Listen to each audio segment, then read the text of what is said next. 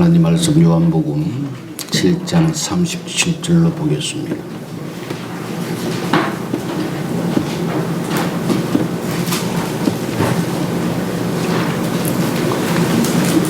요한복음 7장 37절. 명절 끝날 곧 큰 날에 예수께서 서서 외쳐 이르시되 누구든지 목마르거든 내게로 와서 마시라. 나를 믿는 자는 성경의 이름과 같이 그 배에서 생수의 강이 흘러나오리라 하시니 이는 그를 믿는 자들이 받을 성령을 가리켜 말씀하신 것이라. 예수께서 아직 영광을 받지 않으셨으므로 성령이 아직 그들에게 계시지 아니하시더라. 이 말씀을 들은 무리 중에서 어떤 사람은 이 사람이 참으로 그 선지자라 하며 어떤 사람은 그리스도라 하며 어떤 이들은 그리스도가 어찌 갈릴리에서 나오겠느냐. 성경에 이르기를 그리스도는 다윗의 시로 또 다윗이 살던 마을 베들레헴에서 나오리라 하지 아니하였느냐 하며 예수로 말미암아 무리 중에서 쟁론이 되니 그들 중에는 그를 잡고자 하는 자들도 있으나 손을 대는 자가 없었더라. 아멘. 명절 끝날 추수감사절을 의미하는 겁니다. 추수감사절 끝날에 예수님께서 설교를 하십니다. 누구든지 목마르거든 내게 와서 마시라. 이 말씀을 듣고 사람들의 반응이 여기에 잘 기록이 되어 있습니다. 어떤 사람은 야, 저 사람이 선지자다. 어떤 사람은 아니다, 그리스도다. 또 많은 사람들이 이야기하기를 어떻게 그리스도가 갈릴리에서 날 수가 있느냐.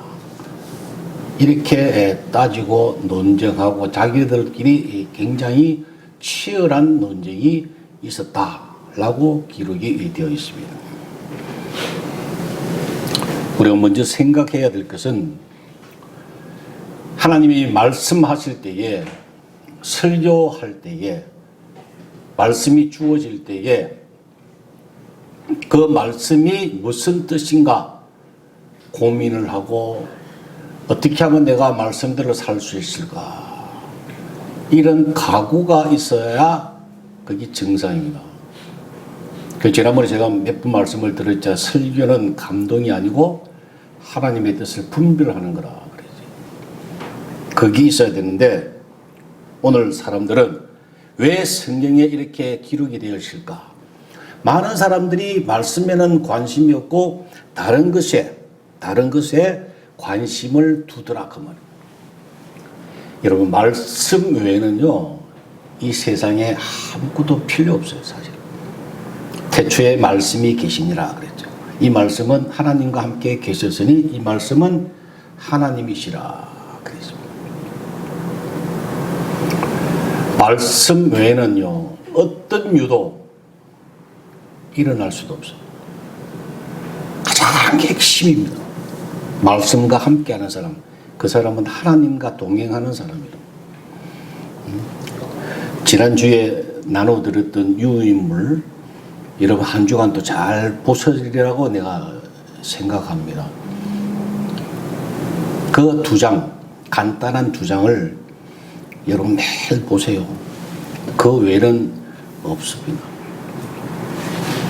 어떤 사람들은 또 이 설교를 듣고 보내달라고 해서 파일로 제가 보내드렸어요. 그 파일을 받으시면은 인쇄를 하시든가 아니면 그냥 보셔도 되고, 그렇습니다. 매일매일 이 그 말씀을 접한다는 것, 그 굉장히 중요합니다.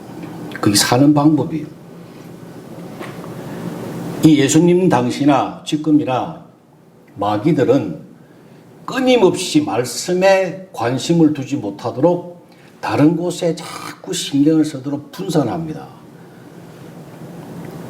다 그런 건 아니지만은 많은 교회들이 말씀에 집중하지 아니하고 프로그램에 집중하도록 자꾸 유도를 합니다. 그게 멋있게 보이거든요. 굉장히 화려하게 보이고 뭔가 은혜 받은 것 같은 그런 생각이 들도록 만듭니다. 1년, 5년, 10년 지나도 그런 사람들은 별로 변화가 되지 않습니다. 여러분, 골방에서라도 적은 사람이라도 하나님 말씀에 집중하고 말씀이 진짜 나에게 어떤 영향을 미치고 하나님 뜻이 뭔가를 발버둥 치는 사람은 자라나게 되겠습니다. 듣고 보세요. 5년, 10년 지나서 여러분들 어떤 모습으로 바뀌는가 말씀 듣고 순종하면서 한번 행하시기를 바랍니다. 이 사람들이 아니 그리스도가 말이야 이 갈릴리에서 난리가 없단 말이야 이렇게 주장을 합니다. 그 말이 맞아요. 왜냐하면 미가서 5장 2절에 베들레헴 에브라다야 너는 유다 족속 중에 작을지라도 이스라엘을 다스릴 자가 네게서 내게로 나올 것이라. 그의 근본은 상고의 영원에 있느니라. 그래서 미가서 52장을 5장 2절을 근거로 해가지고 베들레헴에서 난단 말이야. 그런데 어떻게 저 예수는 갈릴리 사람이다 그 말이죠. 아니다 그 말이에요. 이렇게 그걸로 가지고 계속 논쟁을 합니다. 하나는 알고 둘은 모르는 아주 무식한 사람들의 논쟁입니다. 예수님께서 베들레헴에서 나셨어요. 말구에서 나셨어요. 그리고 바로 하나님의 영이 천사를 통해서 갈릴리로 가게 하셔서 갈릴리에서 자라셨어요. 어디서 태어나셨다고요? 베들레헴에서 태어나셨습니다. 마치 제가 태어나기를 대구 남산동에서 태어났어요.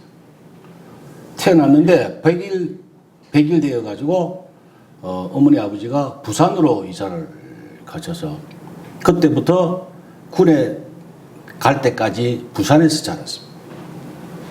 저를 사람들이 부산 사람이라 그래요. 다 대구 사람이라 안 해요. 그러나 사실 태어나기를 제가 대구에서 태어났단 말이에요. 마찬가지라고. 이래 쓸데없는 거 가지고 논쟁을 합니다. 예수님께서 설교하고 계시는데 생수에 가요.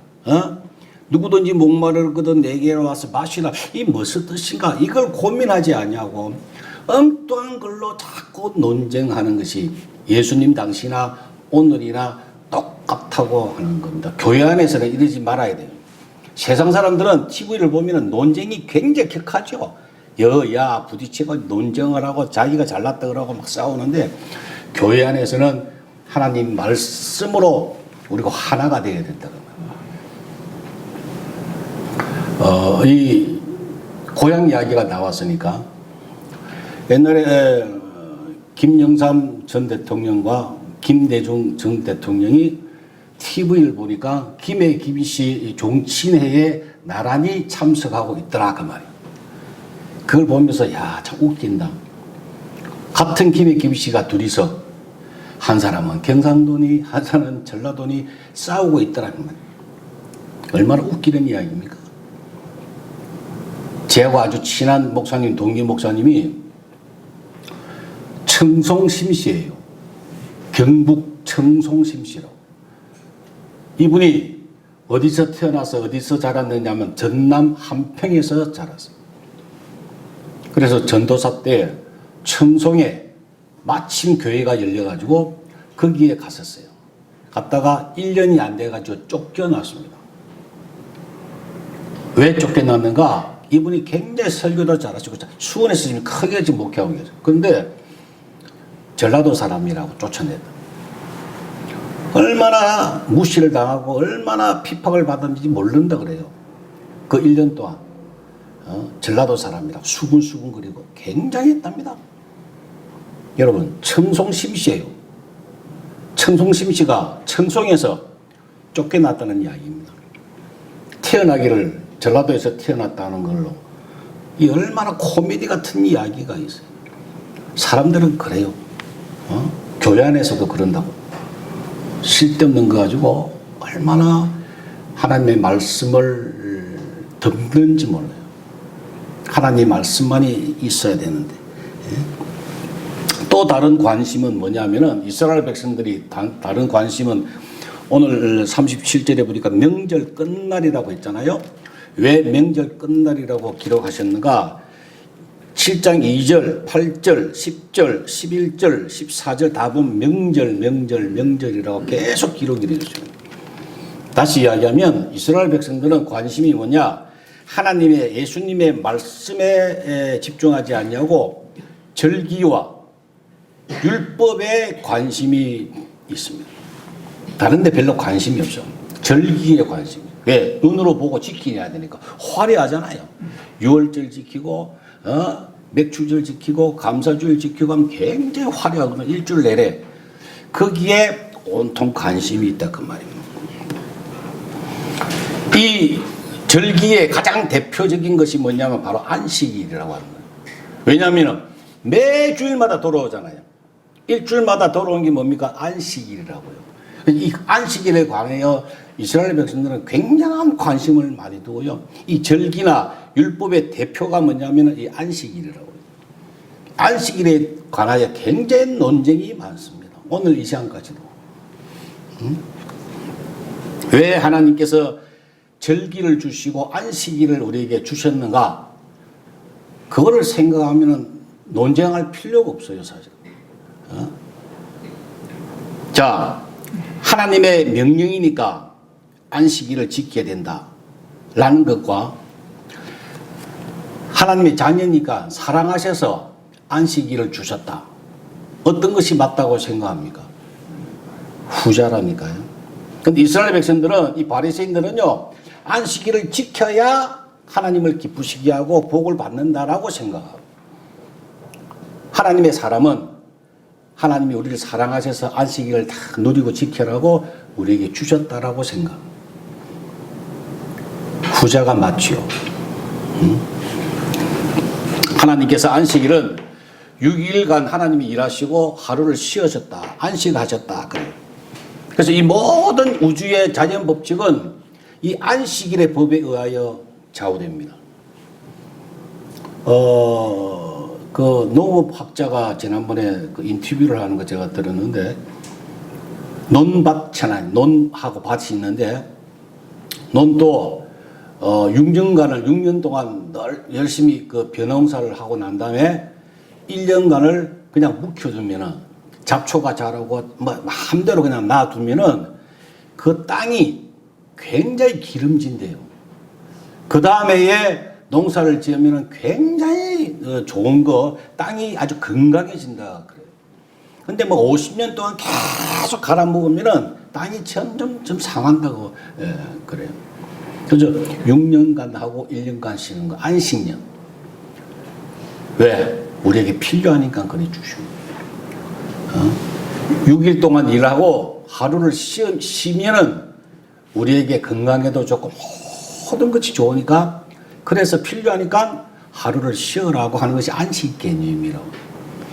그리고 이 안식이라고 하는 단어는요, 원칙은 무슨 뜻이냐면은, 우리가 생각하기는 안식일 하거나 무조건 그냥 무장해제하고 그냥 들어누워가지고 편하게 있는 것을 안식일이라고 생각합니다. 그것도 맞아요. 그러나 안식이라고 하는 개념은요, 6일 동안 하던 일을 멈추고 하루 다른 일을 한다라고 하는 의미가 있어요. 그러면 자, 일주일 내내 직장 생활하고 일하다가 주일날 사람들이 모여가 등산을 갔다 온다. 등산이 얼마나 힘듭니까? 갔다 오는 거 건강에 아주 좋대요. 다른 일을 하는 거잖아요. 그죠? 그런데 등산하지 않냐고 그냥 사무실에서 똑같은 일을 계속 반복을 하면 과로가 오는 거예요. 스트레스가 오는 거예요. 그래서 모든 병들이 거기서부터 시작을 하게 됩니다. 안식일 때문에. 그런데 많은 사람들이 그래요. 나 주일날 교회 와가지고 주차 봉사도 하고 성가대 봉사도 하고, 성가대 하려고 그러면 토요일날 모여서 연습을 해야지요. 주일 끝나고 또 연습을 해야죠. 또 식당 봉사하는 분들, 청소하는 분들 얼마나 피곤합니까? 주일날 새벽부터 와서 그렇게 하시거든. 여러분, 6일 동안 다른 일을 하다가 주일날 교회 와서 다른 일 하면은 등산 가는 것보다 더 좋습니다. 왜냐하면 등산 가는 것은 육신적으로 좋아요. 그러나 교회에서 봉사하는 것은 영육간에 더 하나님이 복을 주신다 그 말. 그게 안식일의 개념이에요. 그런데 아까도 잠시 말씀을 드렸습니다만은 이스라엘 백성들은 이 절기를, 안식일을, 율법을 지켜야 복을 받는다 이렇게 생각하고 있어요. 지켜야만 된다. 그러나 율법 주신 거와 절기 주신 거, 안식일 주신 것은 하나님이 우리를 위하여 주신 거예요. 너무나 차이가 있죠. 인식의 차이가 있습니다. 이때까지 우리나라 성도들은 대체로 보면은 지켜야 복을 받는다라고 인식을 하고 살아왔습니다.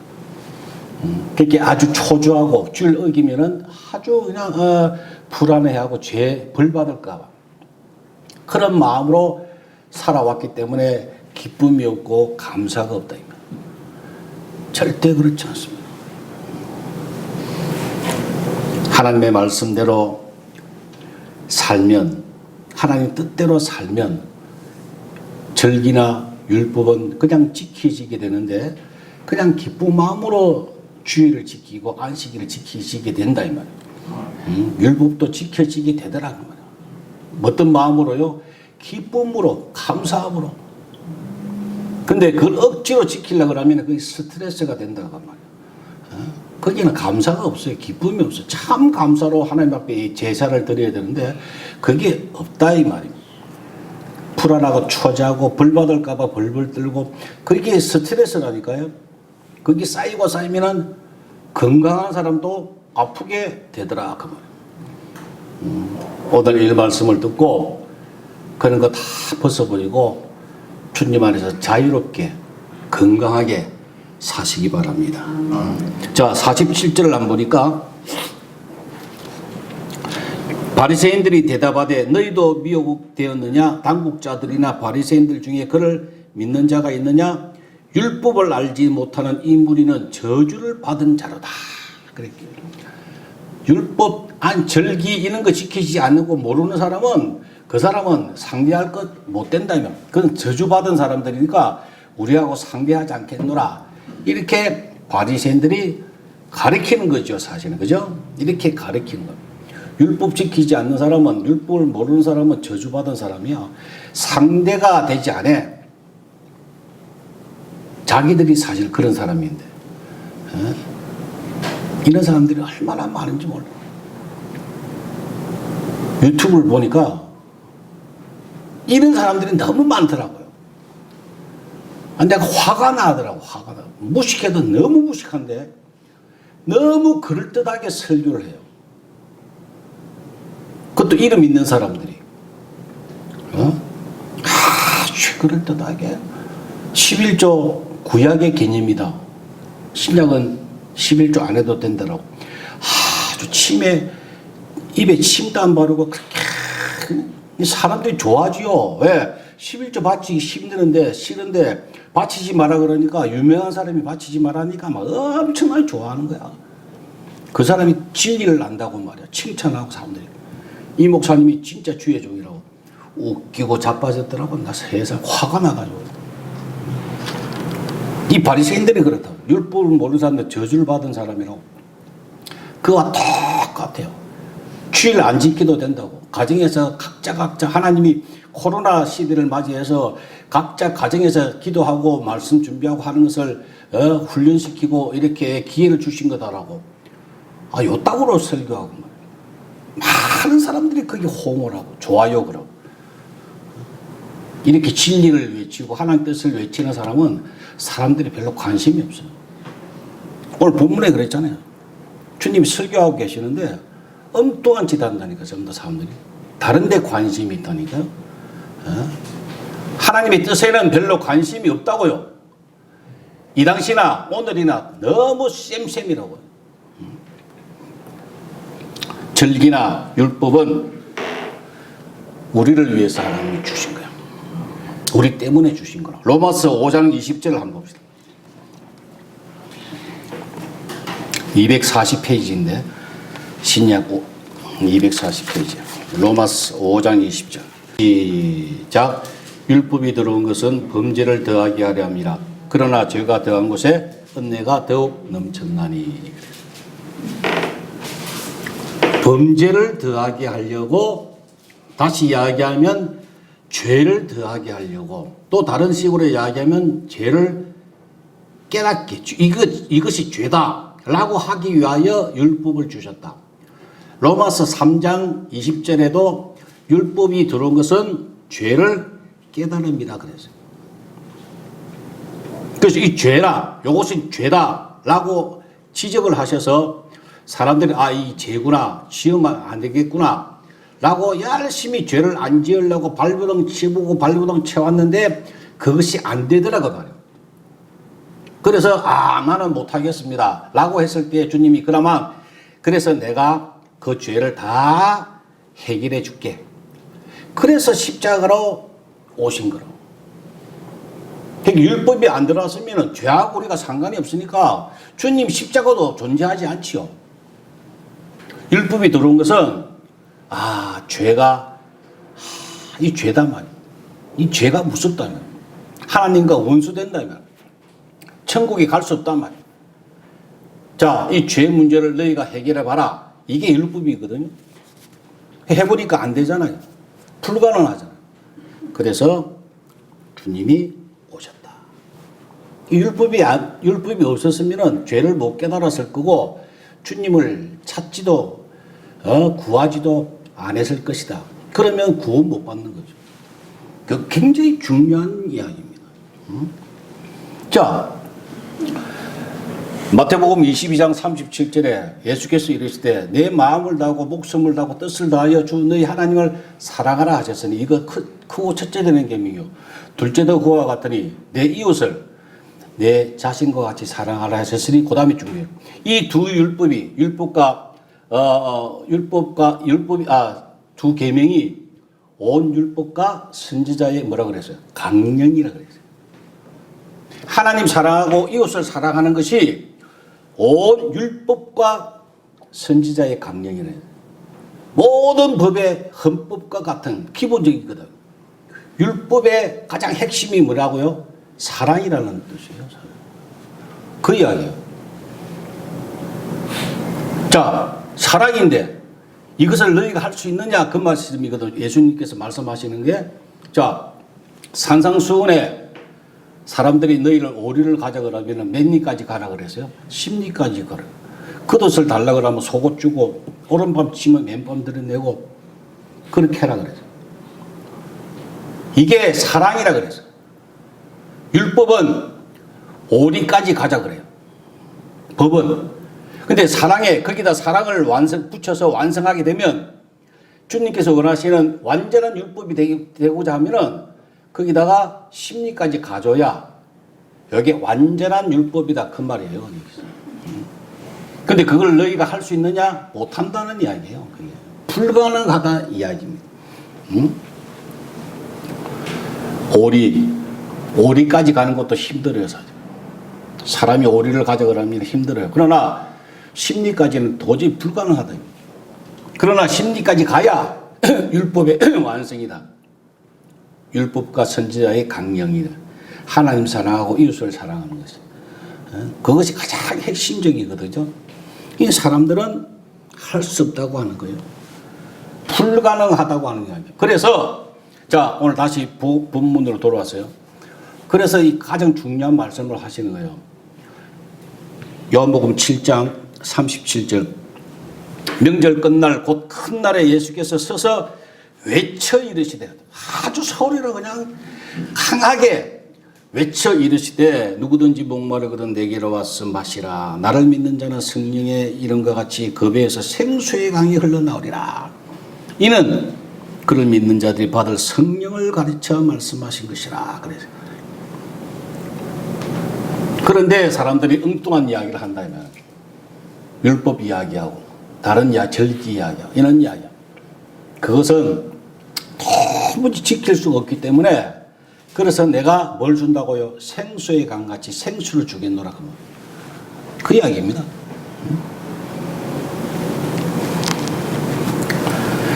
우리가 요한복음 그 4장 14절에도 사마리아의 수가성 여인을 예수님 만나서 뭐라고 하셨어요? 내가 주는 물은 영원히 목마르지 아니하리라 그랬어요. 주님이 그 수가성 여인에게 뭘 준다고 그래서 내가 주는 물. 오늘 본문에는 내게로 와서 마시라. 내 급에서 생수의 강이 흘러나오리라. 물에 관하여 여기 말씀을 하고 계세요. 창세기 1장 2절을 한번 잠시 보고 올까요? 물에 관하여 뭐라고 하고 말씀을 하고 계시는가? 창세기 1장 2절. 땅이 혼돈하고 공허하며 흑암이 깊은 위에 있고 하나님의 영은 어디라고 그랬어요? 수면 위에 운행하시니라. 지구가 탄생하기 전에 하나님의 영이 어디서 운행하신다고요? 수면, 물 위에, 물과 함께 계시더라고요. 물과 함께. 그래서 많은 과학자들이 다른 별의 화성하고 뭐 금성 다 알아보는 것 중에 가장 핵심이 뭐냐면 물이 있는지 없는지. 그 지금까지는 없어요. 앞으로도 없을 거예요. 온전히 여기에만 사람이 있는 하나님과 함께 하시는 여기에만 물이 존재한다. 물은 하나님을 의미하거든요. 그리고 우리가 알다시피 세례를 받을 때에 뭘로 세례 받습니까? 물로. 물에 깊이 들어가서 올라옵니다. 우리나라는 지금 간단하게 약식으로 그냥 이렇게 물로 젖어서 이렇게 하지만은 본래 침례교회나 이런 데는 물속에 다 들어가서 나옵니다. 이게 뭘 의미하느냐? 홍해 건넜을 때예요. 이스라엘 백성들이 홍해를 출애굽해가지고 홍해를 건넜을 때에 어디로 지나갑니까? 물 속으로 지나간다는 거예요. 그죠? 물 속으로 지나갔습니다. 물 속에 우리가 들어갑니다. 세례 받습니다. 그건 뭘 의미하느냐? 하나님과의 연합을 이야기합니다. 하나님과의 연합. 그것을 우리가 구원이라고 이야기합니다. 그런데 자, 오늘 본문에 보니까 생수를 마시라, 물을 마시라, 내가 주는 물은 목마르지 아니할 것이다. 물을 마시라고 하시면서 또 예수님께서 오병이어로 또 성만탄 때에 떡과 포도주를 주셨어요. 내 몸과 내 피라 그랬어요. 그것을 사람들이 받아 먹으라 그랬잖아요. 먹으면 어디에 들어갑니까? 몸속에 들어갑니다. 생수도 어디에 들어갑니까? 몸속에 들어있습니다. 자, 잘 보세요. 세례를 받습니다. 홍해를 건넙니다. 이게 구원에 관한 거거든요. 구원에 관한 거예요. 자, 물속에 들어갔다가 나옵니다. 홍해를 들어갔다가 나옵니다. 이게 구원의 의미예요. 일시적이죠. 그 행위가. 그러나 떡과 포도주와 생수가 우리 속에 들어오면 몸속에 그냥 있는 거예요. 우리 속에 그냥 있는 거예요. 이것을 우리가 영생한다고 합니다. 주님과 같이 산다고 합니다. 하나님 나라에서 그냥 산다고 합니다. 그런 의미가 여기에 절대적으로 있습니다. 요한계시록 3장 20절에 볼지어다 내가 문 밖에 서서 두드리더니 누구든지 내 음성을 듣고 문을 열면 내가 그에게 들어가 그와 더불어 먹고 그는 나와 더불어 먹으리라. 그 말이에요. 그렇게 하라는 이야기요. 구원을 받았으면 생수를 먹고 떡과 포도주를 먹고 주님과 더불어 함께 살자고 하는 이야기입니다. 왜? 그것이 가장 행복하고 가장 좋은 거니까. 우리를 너무나 잘 아시잖아요. 예? 우리를 창조하신 분인데 가장 많이 아시는 우리가 뭘 필요한가를 머리털 다 헤아리세요. 너무 잘 아시기 때문에 우리가 정리를 하면 율법을 주십니다. 죄를 깨닫게 하기 위하여. 이것은 죄다. 알겠느냐? 이것은 죄니까 이 죄가 있으면 절대로 구원받지 못한다. 천국 가지 못한다. 그러니 이 죄의 문제를 해결해야 된다. 라고 말씀을 하시는 거예요. 그게 율법이라 제일 먼저 들어온 게 율법이에요. 지난번에 제가 설교했죠. 출애굽기 24장 5절부터 이전과 이후가 갈라진다 그랬잖아요. 그죠? 율법을 우리가 준행하리다. 그랬잖아요. 그래, 그때부터 자기가 지켜야 될 의무가 생긴 거예요. 못 지켰잖아요. 율법은 그래서 죄를 깨닫게 하는 거예요. 도저히 못 지키겠구나. 지킬 수가 없구나. 이 고백을 하도록 만드는 것이 바로 율법이었어요. 그래서 주님이 그 율법을 주신 거예요. 우리에게. 해봐라. 그런데 그걸 아직도 오늘날도 그 율법을 향하여 그 율법을 지키기 위하여 몸부림치는 사람들이 많더라고 말이에요. 이미 끝났습니다. 율법은 오리를 가자고 계속해서 여러분들을 권면하고 있죠. 우리는 넉넉히 심리까지 갈 수 있어요. 언제? 주님과 함께 하시면. 그 생수를 마시라 그저 하시잖아요. 나와 함께 살자고 하는 거야. 문을 두드리노니 문을 좀 열어라. 참 나와 좀 살자. 나와 함께 먹고 마시자. 장치를 벌이자. 날마다 기쁨을 줄게. 감사를 줄게. 희락의 복을 줄게. 날마다 주님께서 오늘 또 여러분들에게 말씀하고 계시는 거예요. 그 방법이 제가 지난주에 말씀드렸죠. 죄에서 자유함을 얻는 거예요. 죄하고 상관없거든요. 율법은 이것이 죄라고 자꾸 지적했잖아요. 근데 주님이 십자가로 죄의 문제를 해결했잖아요. 그렇게 우리 관계없는 거예요. 죄하고. 요게 해결이 돼야 돼요. 요게 해결이 안 되면 계속해서 고통 속에 사는 거예요. 여러분 이것만 신경 쓰세요.